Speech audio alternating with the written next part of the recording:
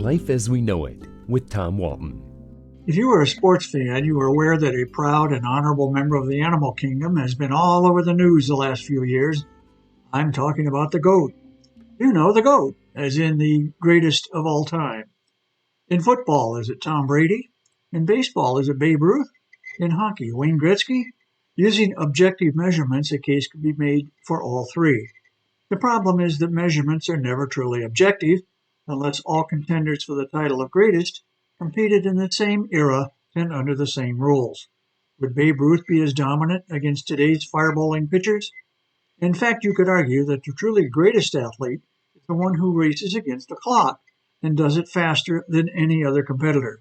Pretariat, for example, in horse racing. No horse before him and none since has run as fast as Big Red. And that was nearly 50 years ago. So what about basketball? Who you got, Michael Jordan or LeBron? And shouldn't the NBA's all-time leading scorer, Kareem Abdul-Jabbar, at least be part of the discussion?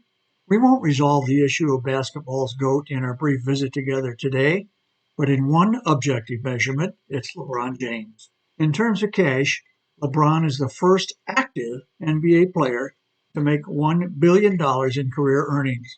According to the sports industry web platform Sportico, James has eclipsed the $1 billion mark with $330 million in playing salary and another $700 million in his many off-the-court enterprises. Nobody else, not Jordan, not Jabbar, not anyone, accumulated that kind of money while still playing in the NBA.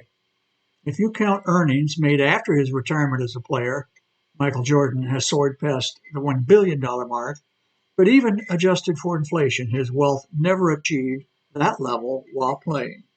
Making LeBron's financial success even more impressive is the gap between him and other current NBA players. Sitting in a distant second place is superstar Kevin Durant at $580 million. Third is the great Stephen Curry at $430 million. Although they trail LeBron's financial numbers by quite a bit, let's not feel sorry for either one of them. Anybody who can't make do on $500 million needs significant remedial work on personal finance. LeBron came into the NBA as a teenager from Akron, with enormous pressure and expectations placed upon him. He has succeeded at a level which puts him in an elite category that only he and Michael Jordan occupy.